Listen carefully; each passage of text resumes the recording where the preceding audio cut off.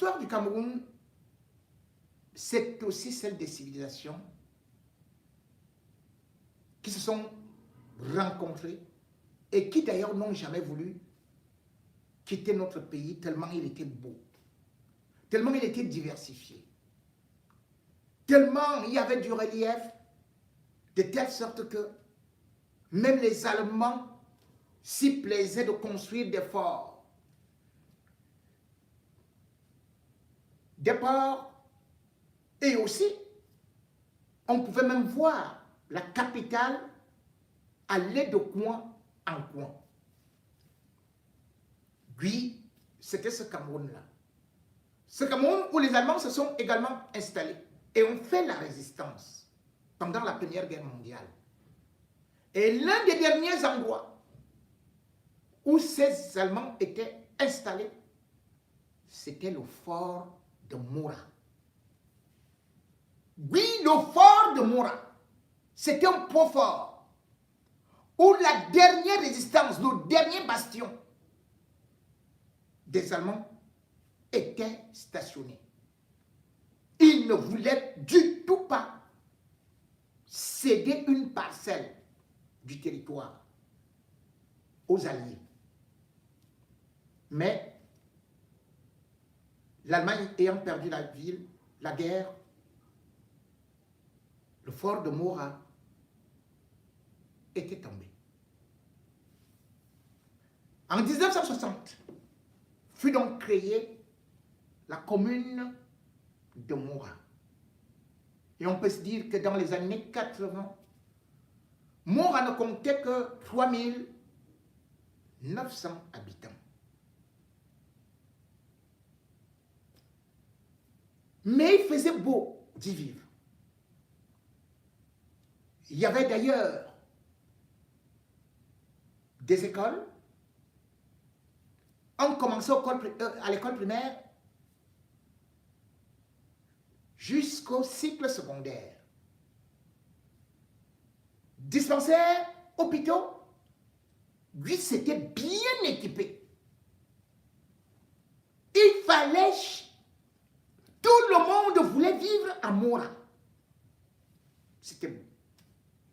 D'autant plus que là-bas, c'est la frontière avec le Nigeria. Mais qu'est devenu Moura aujourd'hui? Un îlot de pauvreté, un épicentre de Boko Haram. Et oui, Moura est mort comme le Cameroun. Et ce qui se faisait encore, la beauté de Moura, la richesse de Moura, c'était que c'était un carrefour avec des marchés. Il y avait des marchés hebdomadaires, minimum 6 par semaine. Et c'est à Moura que les commerçants nigérians venaient surtout se ravitailler. Moura, c'était des bœufs et des bœufs. Moura pouvait nourrir le pays. Moura, aujourd'hui,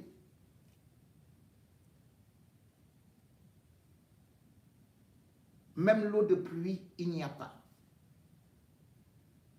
La pauvreté y sévit.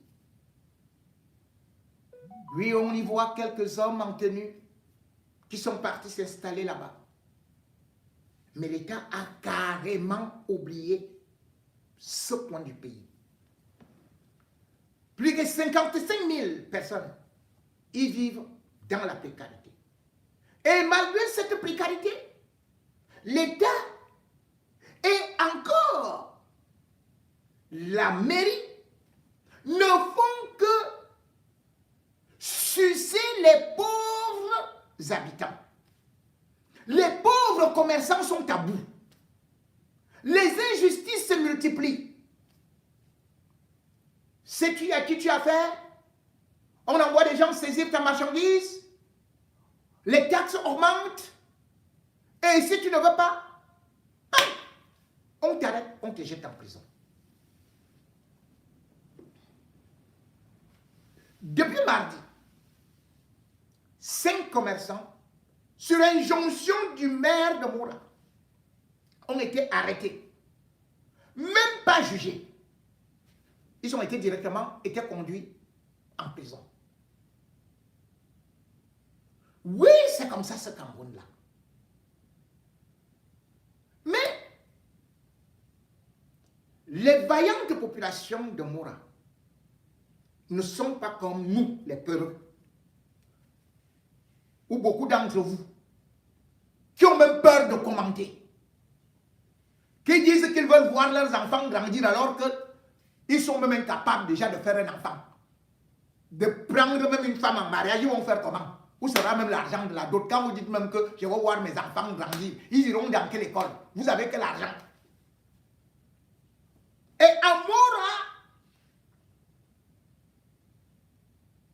mercredi 29 avril, les gars se sont levés. Ils ont dit, puisqu'ils ont pris nos collègues, ils ont décidé de lancer eux-mêmes les villes mortes avec leurs enfants. Au moment où je vous parle, Moura ne vit plus. Ils n'ont pas eu besoin d'un homme politique. Ils n'ont pas eu besoin de l'opposant. Ils n'ont pas fait les débats que nous faisons là. Oh, tel a trahi. Oh, tel avec le RDPC. Oh, tel opposant. Vraiment, on croyait qu'il va nous libérer du pays. Oh, machin, tout. Ils se sont levés comme un seul homme pour dire stop. Et c'est comme ça que ça commence. Je vais donc vous présenter quelques images de ce qu'est Moura, de ce que la CRTV ne peut pas vous montrer, de ce que les médias d'État ne peuvent pas vous montrer. Et ça risque de dégénérer si leurs collègues, leurs frères, leurs pères ne sont pas libérés. Moura respire la pauvreté. Moura respire les mensonges du régime Biya qui a placé l'extrême nord comme la fille aînée du renouveau, mais qui est devenue aujourd'hui la dernière fille la plus pauvre du renouveau. Oui, quand Paul Biya arrive au pouvoir, à Moura, il y avait au moins ces populations qui comptaient sur la vente de leurs bœufs. Le marché était là. C'était minimum 5000 bœufs qu'ils vendaient par semaine. 5000. Et sur chaque tête de bœuf, la mairie prélevait 1000 francs CFA. C'est ça qui faisait le développement de Moura. Puisque au bout d'un mois, d'une semaine, la mairie de Moura pouvait avoir 5 millions de francs CFA. Donc en un mois, 20 millions de francs CFA. Paul Biya donc arrivé au pouvoir. Il a décrété que là-bas, comme ça s'appelle, le département du Mayo, ça va, tout va bien. Pas d'aide, inondation ici, sécheresse là, et tout. Plus Boko Haram, les incursions et tout ça, insécurité. Moura n'a fait donc que se dégrader. De telle sorte que non seulement Moura, le maire, ne parvient plus à avoir ne serait-ce que 1,5 million de recettes par mois, mais en même temps, il faut savoir que les salaires de la mairie s'élèvent mensuellement à 10 millions. Donc, vous êtes obligé d'attendre ce que Paul Biya dit que, oh, la décentralisation, ça va faire ceci et tout et tout et tout. Après, on vous envoie quelques miettes du FECOM. Vous devez payer les salaires. À Moura, il n'y avait pas ce grand métier qu'on appelle aujourd'hui les benskinners. Mais la ville, qui compte à peine 55 000 âmes, la jeunesse s'est lancée seulement dans le benskin. Et là-bas, ils ne peuvent pas rouler en paix. Les gilets sont vendus à 3 000 francs CFA. À 1 millier de benskinners. Mais partout en route, ils doivent encore payer. Payer. Les commerçants, c'est tous les jours qu'on vient faire des contrôles. C'est tous les jours qu'on vient arracher leurs bœufs. Et tantôt, c'est pour le BIR. Tantôt, c'est pour la force multinationale mixte. Tantôt, c'est pour telle gendarmerie et tout et tout. Le terrain où on devait construire l'hôtel a été confisqué par le gouvernement. Moura n'a même pas d'hôtel. Tout repose sur des vieux papas, des vieux commerçants qui sont sucés, qui sont maltraités, sur cette jeunesse qui en a assez, qui est abusée. Et comme ils aiment dire que force à la loi, ben voilà donc ils sont encore partis s'attaquer à un essaim d'abeilles. Moura, comme j'ai parlé de la résistance, ils savent résister. Là-bas, on ne dira pas que c'est Maurice Kamto. On ne dira pas que c'est Nidje. On ne dira pas que c'est Issa Chiroma. Ce n'est pas eux qui ont lancé le mot d'ordre. Mais ce sont les populations agacées, abusées, désabusées, qui ont décidé de tout fermer, de tout bloquer. Et du coup, même ceux qui viennent du Nigeria ne peuvent plus entrer, ne peuvent plus venir commercer. Rappelez-vous, lorsque Issa Chiroma avait appelé aux villes mortes, ça avait commencé par là-bas. Ces villes mortes avaient duré 3 jours. Chacun sait ce que l'État a perdu. Et jusqu'à aujourd'hui, l'État ne se relève pas. La ville de Moura, telle que Bidjam à gauche, Bidjam à droite, et ses moustiquaires ne vous présenteront jamais. Voici la réalité, ou voici encore la renaissance d'une autre révolution qu'on est en train de vous cacher. Mais quand ça va se gâter, ils vont dire que ce sont les étrangers, les puissances étrangères, que c'est la diaspora qui a fait ceci et cela. Voici Moura à l'instant T.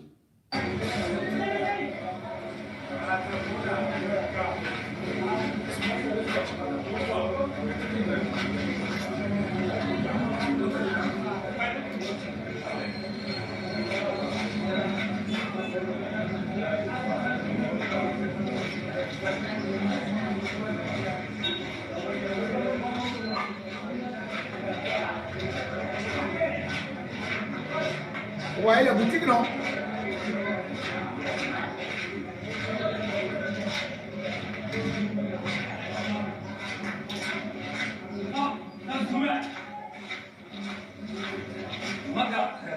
Nous sommes à Moura.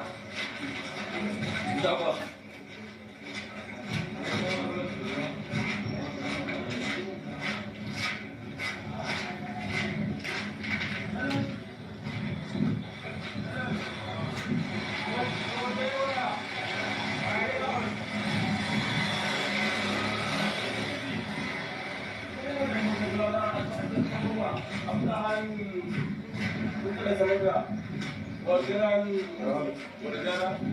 Ville morte à Moura.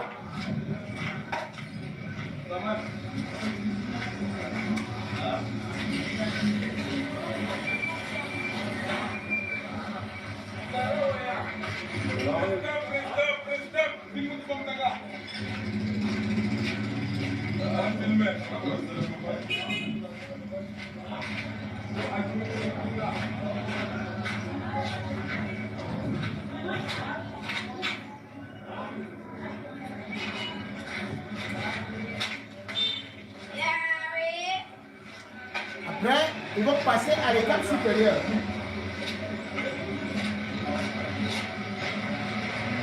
Selon les informations que j'ai. Ne dites pas que c'est la diaspora. Hein.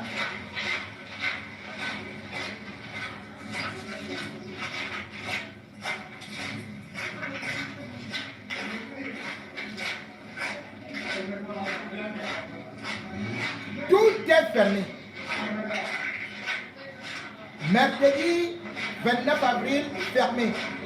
Image du jeudi 30 avril, fermé. Tout est bloqué.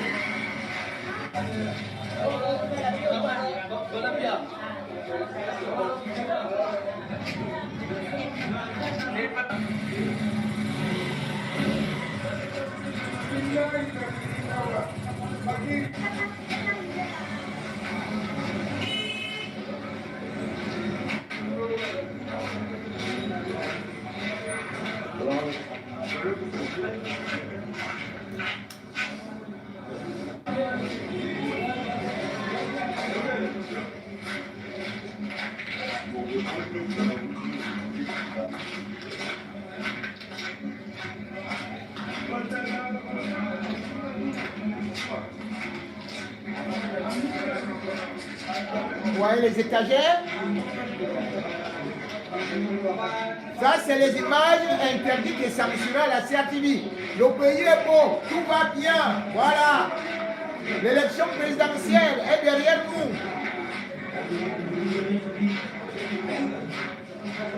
C'est ce qu'on vous dit, non?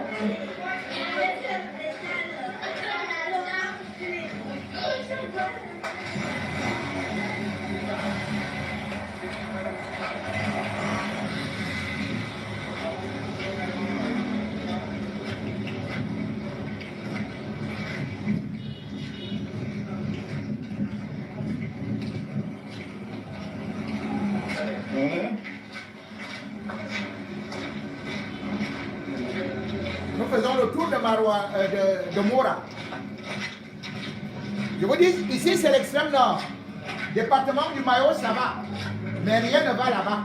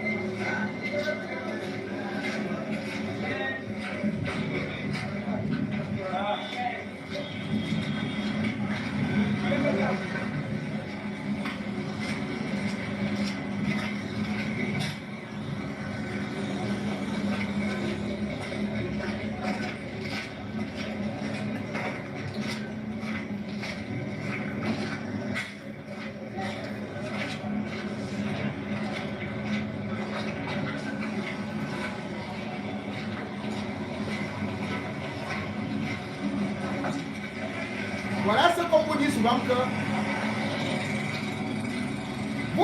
vous passez le temps à contrôler les opposants, les hommes politiques, dire que oh, c'est eux qui déstabilisent le pays.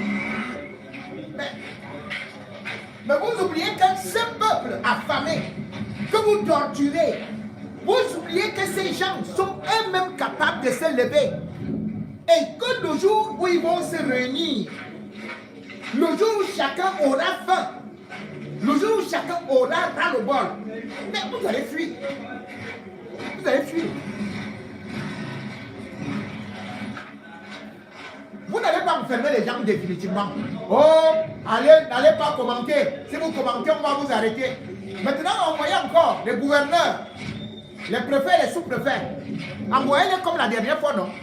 Qu'ils aillent ouvrir les boutiques. Vous êtes en train de faire là, vous croyez que vous allez soumettre tout un peuple. Vous arrachez les marchandises. Vous volez. Et vous dites que les gens ne doivent pas pleurer. Voilà ça. Vous allez prélever les impôts où? On a dit que le septennat là, c'est le septennat des hautes révolutions, des hautes résistances. Vous avez dit espérance, hein?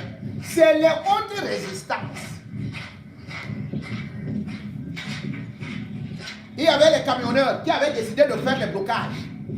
7 ans, vous allez y parvenir. Attends, tu es où? Ils sont là, depuis comme ça là, attends, il n'est pas passé là-bas. Les gens qui font le bruit là, oh, vous allez voir, force à la loi, force à ceci et cela, et ils ont tous fui. Il y a 2 bases là-bas. Personne n'est sorti avec son arme. Parce que les gars attendent tout simplement, ils ont dit que dès que vous me touchez, tout va brûler. Donc voilà. Voilà. Je vous ai donc montré à peu près la situation à Moura. Écoutez d'ailleurs, il va parler. Pour que vous sachiez les images. Aujourd'hui, jeudi le 30 avril 2026, dans le campement de Moura, nous sommes en ville mort. Oui, c'est tout souvent parce qu'ils ont été nos parents en prison depuis avant-hier, depuis mardi, le 28 avril. Ils sont en prison. Voilà, aujourd'hui, depuis que nous avons décidé de faire le ville mort à cause de nos parents. Bon, on arrête là. Voilà. Vous avez donc compris que c'est eux-mêmes qui ont donné la date avec notre reporter, vous expliquant qu'ils ont arrêté leurs parents. C'est les jeunes qui ont décidé avec les autres commerçants de dire que stop, qu'ils ne pouvaient plus accepter cela et qu'ils exigent la libération. Actuellement, il y a des tractations, mais entre-temps, toutes les boutiques restent complètement fermées parce qu'ils ont dit, tant qu'on ne peut pas libérer les jeunes, eux aussi, ils ne vont pas accepter pouvoir lever le mot d'ordre. Nous sommes donc actuellement bloqués à Moura, où la situation, comme je le dis, risque de dégénérer juste parce que des gens refusent totalement de comprendre les souffrances des populations. Les gens refusent carrément d'être à l'écoute de ceux qui sont dans le besoin et qui sont aujourd'hui comme des morts vivants. Oui, parce que vivre dans de telles conditions, on vous dit, vous ne devez pas réagir, vous devez obéir, on vient, on vous tape, vous ne devez même plus commenter, vous ne devez plus faire ceci et cela. Même les enfants, voilà donc une ville qui est devenue, comme vous avez voulu, un pays mort. Vous voulez un pays des morts. Voilà donc une ville morte. Voilà les villes mortes qui ont recommencé. Vous voulez les morts, non? Les voilà. Vous voulez les gens qui sont morts? Vous aurez des villes mortes. Comment est-ce qu'on peut comprendre que nos dirigeants ne travaillent pas pour le bien-être des populations ou même de leurs enfants? Comment ce régime est méchant comme ça? Vous arrivez dans des Amoura, vous cherchez l'école. Parfois, c'est des hameaux. Les gens sont dehors. C'est là où ils étudient, partout dans l'extrême nord. Mais vous dites que c'est la fille aînée du renouveau. Si Paul Biya aimait l'extrême nord, mais on verrait des populations épanouies, on verrait des routes, on verrait des hôpitaux, on verrait des belles écoles. Mais aujourd'hui, vous vous rendez compte que même les anciennes écoles, là-bas on vit avec les morts. Il y a un cas exceptionnel qui se passe à Kousseri.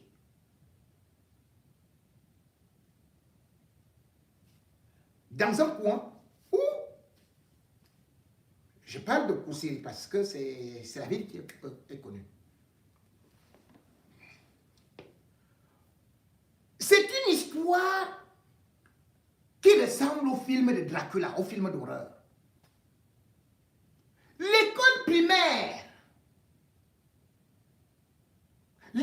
primaire, elle, située à côté du cimetière.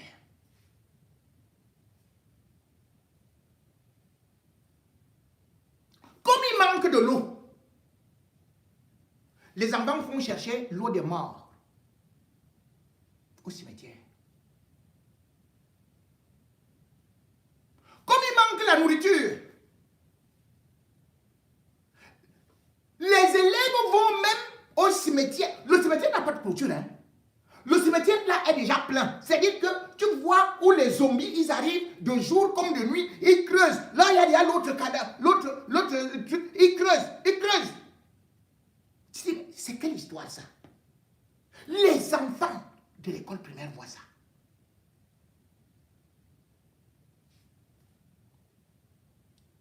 Et il y a une institutrice d'ailleurs qui va raconter parce que nous avons reçu beaucoup de témoignages.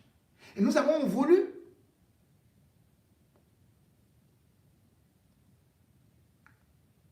avoir beaucoup plus d'informations, d'amples informations et explications sur place. Vous allez voir, même le témoignage d'une institutrice, qui va vous dire que une élève est même partie jusque là-bas. Elle est partie rencontrer une femme où elle était morte depuis combien de temps au quoi.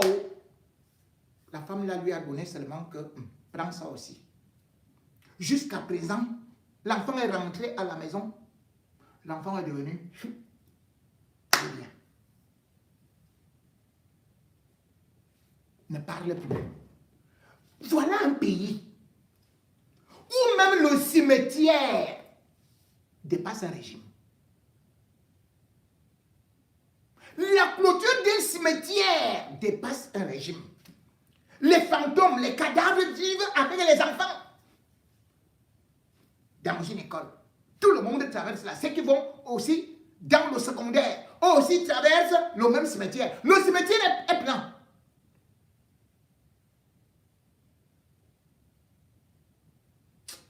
Suivez d'abord cette histoire. Suivez, écoutez. C'est-à-dire que c'est... Notre pays, c'est du jamais vu. C'est du jamais vu. Écoutez. Merci d'abord du fait que vous soyez arrivés ici aujourd'hui. Bon, ce cimetière a un impact très négatif en ce qui concerne l'éducation de ces enfants, étant donné qu'à chaque fois qu'il y a un dé, ça influence beaucoup sur l'éducation des enfants. Les enfants ne se font pas à l'école. Pourquoi? Parce que le cimetière est à proximité de l'école, ils sont curieux d'aller guider. Et de deux, je me rappelle, il y a de cela presque 2 années, une de mes élèves au C1, comme l'école est dotée d'une cantine scolaire, ce jour n'avait pas cuisiné, il y a eu un coup de repas à l'école. Arrivée au cimetière, elle a croisé une femme qui venait de nulle part. Cette femme lui avait remis le capcabé, qu'on appelle les petits pois, et du riz, un peu d'huile. Et la femme l'avait entraîné quelque part dans le quartier. Arrivée à la maison, sa grand-sœur lui a demandé d'où elle sortait. Elle a dit qu'elle était à l'école, on était en train de préparer les raison pour laquelle elle a accusé le repas. Pourtant, on n'avait plus de repas humide à l'école. Chemin faisant, la petite fille est devenue muette, elle ne parlait plus. Et elle a été hantée pendant plus de 2 mois. La famille a été obligée de la renvoyer au village. Jusqu'à ce jour, elle est au village. Mais dernièrement, je me suis quand même renseignée. Sa grand-sœur m'a fait comprendre que ça allait déjà de mieux en mieux, mais elle a eu à porter un esprit, on ne sait d'où, entre l'école, la maison et le cimetière. Parce que c'est au niveau du cimetière qu'on lui avait remis ses denrées. Donc, moi, je dirais que ce cimetière a un impact très négatif étant donné qu'il est déjà plein. Et les enfants même déjà sont curieux de voir ce qui se passe. Pourquoi à tout moment? Parce que chaque jour, on creuse. Et il y a même aussi la peur. Des fois, tu dis à un enfant de rien, tu dis, madame, il ne peut pas rentrer. On m'a dit qu'il y a quelqu'un qui sort là-bas, on m'a dit ceci, on m'a dit cela. Donc, moi, si c'était ma petite contribution, je dirais tout simplement que le mot de localisation dont je vous ai suivi parler tout à l'heure a sa place. il serait mieux que ce métier soit délocalisé, étant donné que dans les jours à venir. Pour une autre petite histoire, même les enfants sont allés jusqu'à porter la gerbe de fleurs au cimetière et l'amener à l'école. Pour eux, ils ont joué avec. C'était un jeu. Prendre l'eau qui est dans cette bouteille, la consommer parce qu'ils avaient soif. Vous voyez que ces enfants prennent des risques, on ne peut plus dire sérieux.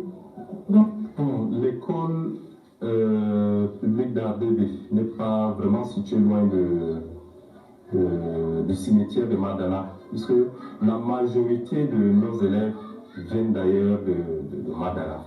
Et avant d'arriver à l'école, ils n'ont pas d'autre route. Il n'y a pas un autre chemin contournant ce cimetière-là. Ils sont obligés de passer, de traverser ce cimetière. Et vous le savez, chez nous, Africains, Camerounais, le cimetière est le lieu où dorment tous nos défunts, où reposent tous nos défunts. Alors, il ne manque pas, ce n'est pas à douter que parmi ces élèves, il peut y avoir des orphelins. Il y en a qui ont perdu leurs grands-parents, il y en a qui ont perdu leurs grands frères, petits frères, et tous sont enterrés dans ce cimetière. Chaque matin en traversant, il y en a qui voient la tombe là où on a enterré soit le grand-père, soit la maman ou le papa, le grand frère, n'importe quel parent, et ça, le rappel est automatique. Alors, la souffrance recommence. C'est comme si dans un laps de temps, il y a un deuil qui recommence. Du coup, l'enfant arrive malheureux à l'école. Le gouvernement, si la mairie peut encore trouver un autre site, puisque avec les cimetières, on peut transformer les cimetières en marché, on peut transformer les cimetières en hôpital, et ainsi de suite. S'il y a d'autres lieux, que celui-ci soit utilisé d'une autre façon, ou encore on met une clôture. D'ailleurs, c'est plein. Comme c'est plein, bientôt, je pense que la population est déjà en train de se plaindre ou bien en train de faire des démarches au niveau de la mairie pour avoir un autre site. Mais il faudrait que cela soit vite fait. Et celui-ci, il faut qu'on le cache, soit par un mur qui a une barrière, et on trouve un autre site pour les cimetières de Madana, parce que là, ça joue vraiment de manière psychologique sur les enfants. Madana n'est plus le petit quartier des années 1930. C'est aujourd'hui l'un des plus grands quartiers de Kousri, chef-lieu du département du Logone et Chari. Situé face à N'Djamena, la capitale tchadienne, Madana partage la frontière des deux ponts et connaît une expansion démographique majeure. 2 écoles primaires entières voient leurs élèves traverser quotidiennement ce cimetière saturé pour se rendre en classe. En face, le lycée de Laka, l'un des plus grands établissements de la ville de Kousri, fait directement face aux sépultures. À cela s'ajoutent une mosquée et une église situées à 0 mètre du site.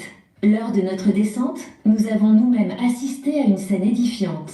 Des hommes creusaient une tombe alors que l'endroit est visiblement plein. Sollicité par l'équipe d'Abouflage Communication, la mairie de Kousri a réagi par la voix de son premier magistrat. Monsieur Isseni Darkadré, maire de la ville de Kousri, nous a confirmé sa disponibilité. Je suis prêt à aider. Si les habitants de Madana ou les différentes associations trouvent un terrain vide qui leur convient pour un nouveau cimetière, la mairie les accompagnera dans les démarches. Vraiment, la mairie va les accompagner. Vous vous rendez compte qu'au Cameroun, même mourir est compliqué. Hein? C'est difficile. Hein? C'est-à-dire que le Cameroun a déjà des problèmes de chercher même le cimetière où enterrer les gens. De telle sorte que les enfants aujourd'hui mangent avec les morts. On est content. Voilà le pays. Voilà le pays de Paul Biya. Et dès que tu vas commenter que, oh, vraiment, que Dieu est en train de s'approcher petit, on dit que, hein, ici nous sommes dans un pays où personne ne meurt jamais. Et on cherche tout simplement à t'arrêter. Nous sommes donc, comme nous disons, un pays où pratiquement l'irresponsabilité a fait de telle sorte que la seule chose qu'on a réussi à faire dans notre pays, c'est de cultiver la haine. La haine. nation, le bien-être des enfants. Mais ça doit être la préoccupation d'un régime qui a pourtant dit,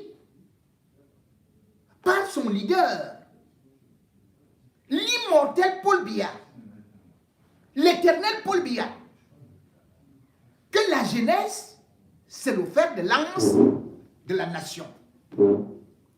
Mais malheureusement, de fer de lance à la nation, la jeunesse est devenue quoi aujourd'hui? C'est le fer de lance de la fémania. Même en politique aujourd'hui, vous allez voir que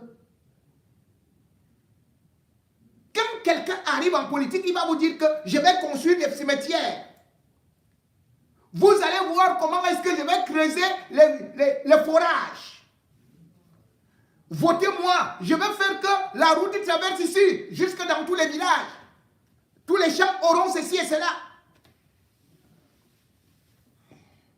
Quand il arrive en politique, il est maigre comme ça. Il se balade avec un sac. Quelque temps seulement après, vous, les dents, les joues comme ça, le ventre comme ça. Et lui, il vous dit que je mange bien. Et au lieu de s'occuper de votre bien-être, il va s'occuper uniquement de son bien-être. C'est le cas d'Emilia Atangana, qui lui aussi avait promis la fin de la misère, la fin de la souffrance, qui avait dit que en bas là, à Evodoula, partout,